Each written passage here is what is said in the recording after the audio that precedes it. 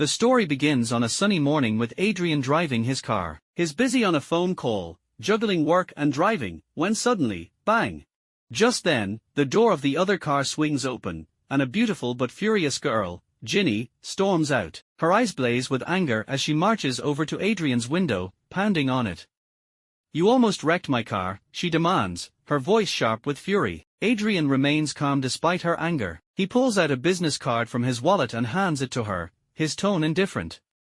"If you have any issues, come to this address, and we'll talk." Ginny is taken aback, not expecting such a nonchalant response. She takes the card, still glaring at him with distrust. The next day, after reaching the front desk, she dials the number on the card, only to have her call abruptly cut off. Furious, she clenches her teeth in frustration. Just as she's about to leave, she spots Adrian stepping out of the elevator. She immediately recognizes him, and her anger flares up again. She storms over to confront him. "What's your deal? You tell me to come here, then hang up on me." The argument between them escalates, their voices echoing in the lobby. At that moment, an elderly man approaches, Adrian's grandfather. With a warm smile, he steps in to mediate the situation. In a surprising turn of events, Ginny ends up becoming Adrian's temporary driver.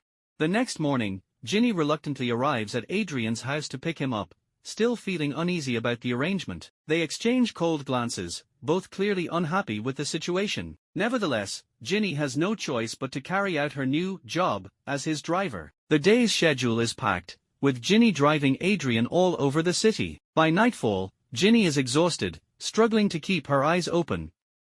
Adrian notices her fatigue and suggests, "Why don't we find a hotel nearby and rest for the night?" Although hesitant, Ginny is too tired to argue and agrees to the plan. They arrive at a luxurious hotel, only to be informed that there is only one room left. Feeling awkward, Ginny exchanges a glance with Adrian, but they ultimately decide to share the room for the night. Once in the room, Adrian heads to the bathroom to shower. Ginny sits on the edge of the bed, her mind replaying the day's events, still feeling conflicted. Suddenly, there was a knock at the door.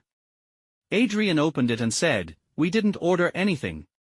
Ginny suggested, "Maybe there's an extra room available." Adrian had just stepped out of the bathroom and opened the door when a man with a knife lunged at him. Adrian reacted instantly, skillfully subduing the attacker and pinning him to the ground.